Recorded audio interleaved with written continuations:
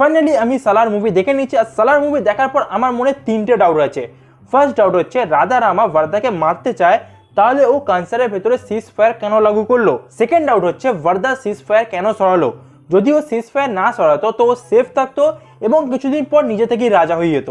Third এবং সব থেকে বড় ডাউট, ওয়ার্দা আর দেবার ভেতরে শত্রুতা কিভাবে হলো। এই তিনটে কোয়েশ্চেনের অ্যান্সার আমি ভিডিওতে ক্লিয়ার করে দেবো, কিন্তু অ্যান্সার দেওয়ার আগে মুভি এন্ডিং এর বিষয়ে আমাদের খুব ভালোভাবে জেনে নেওয়া দরকার, কারণ এই তিনটে কোয়েশ্চেনের অ্যান্সারই মুভি এন্ডিং এই লুকিয়ে আছে। তো সালারের কাহিনী পুরোটাই খানসারের হিস্ট্রির উপর নির্ধারিত। আজ থেকে 1000 বছর আগে মান্নার, সোরিয়াং এবং ঘানিয়ার এই তিনটে দল মিলে খানসার রাজ্যটি বানিয়েছিল। কিন্তু 1947 সালে যখন দেশ স্বাধীন হয় তখন খানসারকে কন্ট্রোলে রাখার জন্য শিবরাজ মান্নাকে খানসারের রাজা বানানো হয়। আর শিবরাজ মান্না খানসারকে আইনের মধ্যে বেঁধে দেয় এবং আইনের উপর একটি বইও লেখেন যার নাম নিবন্ধন দেওয়া হয়। বেসিক্যালি এটা দেশের সংবিধান বলতে পারো। এই নিবন্ধনের আইন অনুযায়ী খানসার রাজ্যকে 101টি ভাগে ভাগ করা হয় এবং প্রতিটা ভাগের জন্য একটি করে লিডারও রাখা হয়।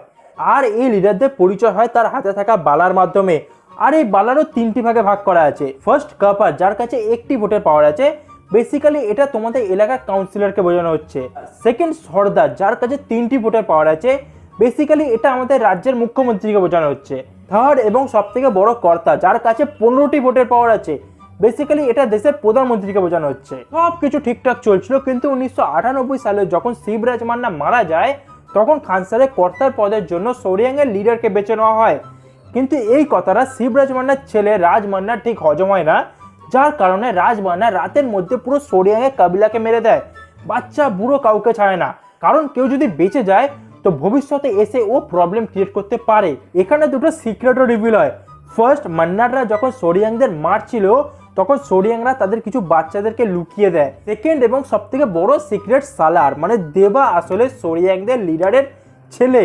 যখন মান্নার আর্মি দেবাকে মারতে এসেছিল তখন ওয়ার্দা গিয়ে দেবাকে বাঁচিয়ে নেয়, কিন্তু তার বদলে ওয়ার্দাকে তার সর্দারের পদ স্যাক্রিফাইস করতে হয়। রাজ মান্না সোরিয়াংদের মেরে দেওয়ার পর সে নিজে রাজা হয়, কিন্তু ঘানিয়াররা যাতে কোনো প্রবলেম ক্রিয়েট না করে তার জন্য তার 8টি সর্দারের পদের মধ্যে 5টি সর্দারের পদ ঘানিয়ানদের দেয় এবং বাকি 3টি পদ তার নিজের কাবিলার লোকেদের দেয়, যার মধ্যে ফার্স্ট হচ্ছে তার ফার্স্ট ওয়াইফের ছেলে রুদ্রা, সেকেন্ড হচ্ছে তার জামাই ভরবা এবং থার্ড হচ্ছে ওম, ফার্স্ট ওয়াইফের ভাই। আর ভদ্রা ছিল হচ্ছে সেকেন্ড ওয়াইফের ছেলে, মানে ভদ্রা হচ্ছে রুদ্রা স্টেপ ব্রাদার। এর জন্য রুদ্রা ছোটবেলা থেকে ভদ্রাকে কখনো পছন্দ করতো না।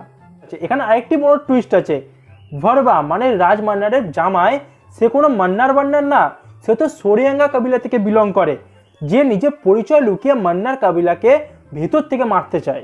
এরপরে আমাদের ফার্স্ট ডাউট আসে যে রাধা রামা ওয়ার্দাকে মারতে চায় তো ও সিজ ফায়ার কেন লাগু করলো। এর অ্যান্সার অনেকই সিম্পল। যখন রাজ মান্না ইউএসএ যায় তো ওর কর্তার পদের দায়িত্ব রাধা রামাকে দিয়ে যায়। আর নিবন্ধনের আইন অনুযায়ী কর্তার প্রথম দায়িত্ব হচ্ছে খানসারের শান্তি বজায় রাখা, যার কারণে রাধা রামা না চাইতো সিজ ফায়ার লাগু করে। সেকেন্ড ডাউট, ওয়ার্দা সিজ ফায়ার কেন সরালো। যদি ও সিজ ফায়ার না সরাতো তো ও একদিন না একদিন এমনি রাজা হয়ে যেত।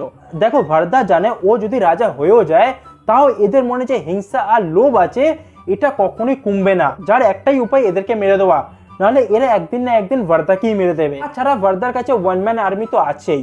থার্ড এবং সব থেকে বড় ডাউট, ওয়ার্দা আর দেবার ভেতরে শত্রুতা কিভাবে হলো।